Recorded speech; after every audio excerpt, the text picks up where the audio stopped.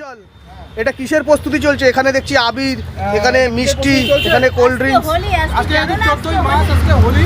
আচ্ছা, মানে বসন্ত উৎসব, তাই আজকে চলে এসেছি দাদাকে আবির দিয়ে রং মাখাবো একদম। আরে তোমরা তো থাকো ঠাকুরনগরে, এত দূর থেকে এসছো শুধুমাত্র একটুকুনি আবির দেওয়ার জন্য? শুধুমাত্র দাদার ভালোবাসায় চলে এসেছি টোটাল বন্যার থেকে। সেটা তো তুমি ভিডিও কলে, ডিজিটাল যুগ আছে, ভিডিও কলেও তো তুমি দিতে পারতে দাদাকে। ডিজিটাল করে কি হবে, পুরো একদম সামনাসামনি করতে হবে। কি বলছে দাদা, কতটা ভালোবাসে দেখো চিরতার জল তোমাকে। অবশ্যই আমি দুজনকেই ভালোবাসি।